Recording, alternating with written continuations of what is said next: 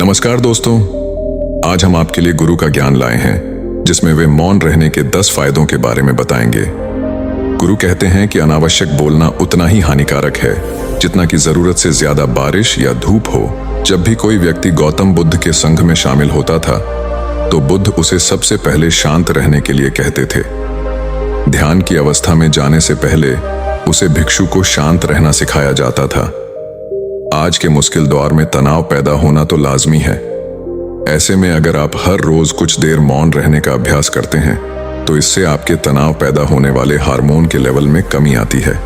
इससे आपका दिमाग बिल्कुल शांत होता है, गुस्सा नियंत्रित रहता है और तनाव बढ़ाने वाले हार्मोन्स का लेवल घटता है।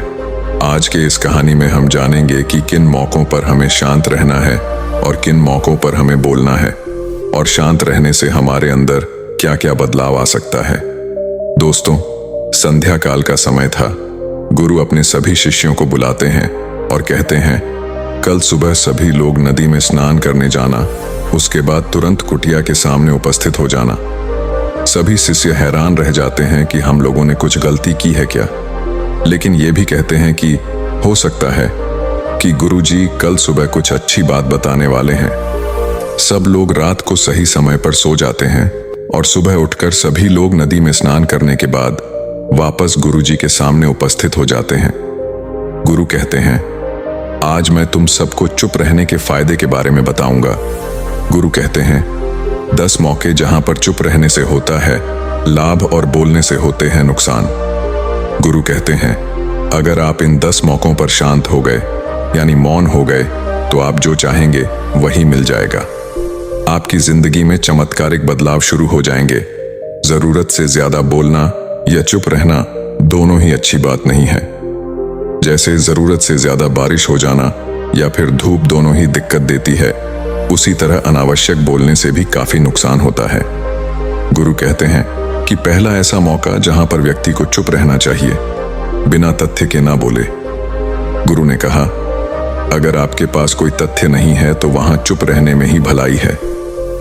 चुप बैठने से दिमाग में नई कोशिकाओं का निर्माण होता है और इससे ज्ञान की वृद्धि होती है। बोलने में भलाई वही है जहां आपको किसी चीज के बारे में पूरा ज्ञान हो। अगर आप बिना तथ्य के बोलते हैं या फिर बेवजह बोलते हैं तो आपका वहां मजाक भी बन सकता है। अगर आपके पास पर्याप्त जानकारी नहीं है, ऐसी जगह पर बोलने से आपका मजाक तो बनी रहेगी, साथ ही साथ लोगों का भरोसा भी आपसे उठने लगेगा। इसलिए ऐसी जगह पर शांत रहो जहां तुम्हें पता ना हो कि क्या बोलना है क्या नहीं। कई बार कुछ लोग ऐसे होते हैं जो हर जगह अपनी उपस्थित बताने लगता है। उन्हें पता नहीं होता है कि हमें क्या बोलना है, लेकिन फिर भी बोलते जाते हैं और फिर बाद में दूसरे लोग उनके जाने के बाद उनका मजाक उड़ाते हैं। जब तक आपको उसे तथ्य के बारे में अच्छा ज्ञान नहीं है, उसके बारे में पता नहीं है, तो वहां चुप रहना ही ज्यादा समझदारी है। गुरु ने कहा, दूसरा ऐसा मौका जहां पर व्यक्ति को चुप रहना चाहिए, शब्दों से ना पहुंचे ठेस। अगर आपके शब्द किसी को मानसिक ठेस पहुंच रहे हैं तो वहां चुप हो जाना चाहिए। कमजोर व्यक्ति के बारे में कुछ भी बोलकर आप महान नहीं बन सकते हैं। महान आप किसी कमजोर व्यक्ति का साथ देने में बनेंगे। कई बार होता है कुछ लोग अपने से छोटे व्यक्ति को बुरा भला कहते रहते हैं। सामने वाला इंसान तो कद से आपसे छोटा है, वह आपको कुछ नहीं बोलेगा, लेकिन आप उसकी नजरों में गिरते चले जाएंगे। हो सकता है कि कल वह भी आपसे पद में बड़ा हो जाए। पद में आपसे जब वह बड़ा हो जाएगा तो आज जो रवैया आपका उसके साथ है, आने वाले समय में वह भी आपके साथ वही करेगा। आप किसी को नीचा दिखाकर बड़ा नहीं बन सकते हैं। बड़ा बनना है तो अपने से छोटे लोगों का इज्जत भी करना सीखें और साथ ही साथ बड़े लोगों का भी सम्मान करना चाहिए। लोगों को लगता है कि अगर वह अकड़ कर बोलेंगे और सामने वाले को नीचा गिराने की कोशिश करेंगे तो वह बड़े बन जाएंगे, तो यह उन सब की भूल है। बड़े होने की बजाय आप उनकी नजरों में गिरते चले जाएंगे। गुरु ने आगे कहा, इसलिए शिष्यों, तुम सब जब भी बोलना आदर भाव से बोलना ताकि तुम्हारी बात लोगों को अच्छी लगे। बोलने में भाई, बहन, माता, पिता, मित्र इत्यादि शब्दों का इस्तेमाल जरूर करना। इससे तुम्हारी मान प्रतिष्ठा तो बढ़ेगी ही, साथ ही साथ लोगों की नजरों में तुम समझदार व्यक्ति बनते जाओगे। गुरु ने आगे कहा, तीसरा मौका, जहां पर व्यक्ति को चुप रहने में ही भलाई है। क्रोध या घृणा करने वाले लोग, जब कोई अपना या सगा संबंधी पर क्रोध कर रहा हो, आपका अपमान कर रहा हो, तो आपको उसे वक्त चुप रहना चाहिए ताकि सामने वाले का गुब्बारा पूरी तरह से फट जाए। आप यदि सही हैं तो उससे कतई माफी न मांगे और चुप कर ही सही समय का इंतजार करें। वह खुद आपसे माफी मांग लेगा जब उसे अपनी गलती का एहसास हो जाएगा। गुरु आगे कहते हैं कि अगर आपका कोई सगा संबंधी आप पर क्रोध कर रहा हो और आप उसे समय शांत हैं, तो यह आदर सम्मान देने की निशानी होती है। इससे ना कोई छोटा होता है और ना बड़ा। अगर आपको क्रोध आ रहा है तो आप या तो वहां से किसी का अनादर किए बिना चले जाएं, या फिर चुप रहे। क्रोध करने से आपके रिश्ते खराब होंगे। क्रोध हमेशा क्रोध करने वाले व्यक्ति का ही बुरा करता है। गुरु आगे कहते हैं कि एक बार की बात है, एक सांप जंगल से भागते हुए किसी राजा के घर में पहुंच गया। लोगों ने छेड़खानी की तो वह बहुत ही गुस्सा हो गया, जिससे घर में जो तलवार पड़ी हुई थी उसी को लपेट कर कसने लगा और धीरे धीरे उसका पूरा शरीर कट गया। ठीक उसी प्रकार हमारा गुस्सा भी तलवार की भांति काटता रहता है। गुस्सा ध्यान से खत्म होता है। प्रतिदिन अगर आप ध्यान की मुद्रा में बैठे हैं तो आपका गुस्सा आपके नियंत्रण में रहेगा। गुरु आगे कहते हैं, आप प्रतिदिन ध्यान का अभ्यास करें। इससे आपके शरीर में जो हार्मोन गुस्से को बढ़ावा देते हैं वह सब तुम्हारे नियंत्रण में रहेंगे, जिससे शरीर गुस्से पर आसानी से काबू पा लेगा। लेकिन एक तरीका यह भी है कि जब भी आपको गुस्सा आए तो आप यह समझने का प्रयास करो कि क्या मेरा गुस्सा जायज है या नहीं। हमें वहां पर बोलना चाहिए कि नहीं। जब आप खुद इस बात को सोचना तो आपको खुद पता चल जाएगा कि हमें गुस्सा करना चाहिए या नहीं। फिर भी आपको गुस्सा आ रहा है तो आप वहां से हटने का प्रयास करें, वहां से दूर चले जाएं। धीरे धीरे समय के साथ आपका दिमाग शांत हो जाएगा। गुरु ने कहा, चौथा, ऐसा मौका जहां पर इंसान को बहुत ही समझदारी के साथ काम लेना चाहिए, वहां पर आपको चुप रहना ही चाहिए। जहां पर उस मुद्दे से आपका कोई संबंध ना हो। अगर आपका किसी मुद्दे से कोई संबंध ना हो तो वहां आपका चुप रहना बनता है। बिना किसी वजह अगर आप दूसरे के मुद्दे पर बोलेंगे तो यह आपके लिए अनिष्टकारी होगा। इसमें केवल और केवल आपका ही नुकसान है। जल्द ही आप किसी भी दो लोगों के बीच हो रहे विवाद में जल्दी अपनी टांग ना डालें। अगर सामने वाला आपको बुला रहा है अपना झगड़ा शांत करवाने के लिए, तो ही आप वहां पर जाए। किसी की व्यक्तिगत जिंदगी में दखल अंदाजी नहीं देनी चाहिए जब तक कि वह व्यक्ति आपको नहीं बुलाता है। अपने झगड़े को शांत करवाने के लिए कुछ लोग फालतू में दूसरे के विवाद में कूद पड़ते हैं। इससे उनके मान सम्मान मर्यादा पर लोग उंगली उठाने लगते हैं। गुरु कहते हैं कि 10 मौकों में 5वां ऐसा मौका जहां पर व्यक्ति को बहुत ही समझदारी के साथ चुप रहना चाहिए। आपके शब्दों से किसी मित्र को हानि न पहुंचे। अगर आपके शब्द सामने वाले के परिवार या मित्रों की प्रतिष्ठा के बारे में बुरी झलक दिखा रहे हैं तो आपको चुप रहना चाहिए। किसी के परिवार या फिर मित्र के बारे में बुरा बोलने से केवल आप ही बुरे बनेंगे।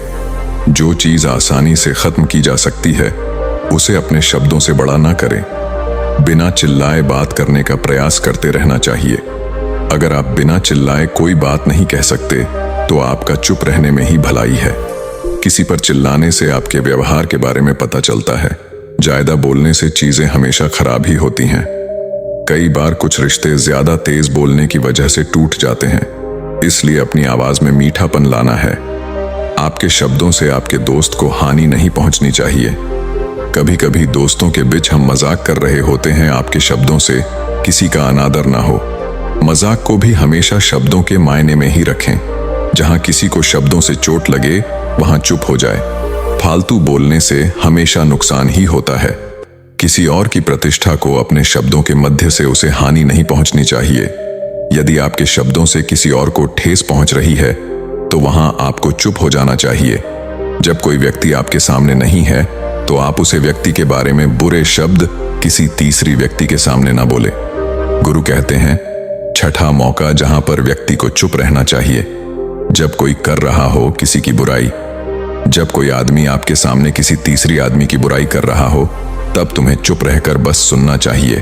अपनी राय व्यक्त नहीं करना चाहिए, क्योंकि जो आज आपके सामने किसी तीसरे की बुराई कर रहा है वह कल किसी और के सामने आपकी बुराई भी कर सकता है। यदि आपने कुछ कहा है तो नीति शास्त्र के अनुसार जो अपने मुंह को बंद रखना है और बुद्धि से काम करता है वही इंसान समझदार होता है।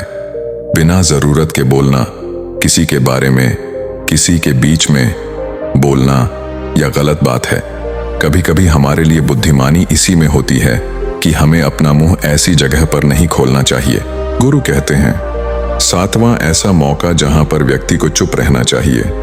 जब कोई नहीं समझे आपकी भावना को, यदि आपको लग रहा है कि कोई व्यक्ति आपकी भावना, दुख या परेशानी को शब्दों में नहीं समझ रहा है, यदि आपको लग रहा है कि सामने वाला व्यक्ति आपकी भावना या दुख को या आपकी जो परेशानी है उसको वह समझ नहीं पा रहा है या समझने का प्रयास ही नहीं कर रहा है या वह आपको ध्यान से सुन ही नहीं पा रहा है, तो ऐसे व्यक्ति के सामने आप चुप ही रहे, क्योंकि ऐसे लोगों को आपकी भावना या दुख से कोई मतलब नहीं होता है।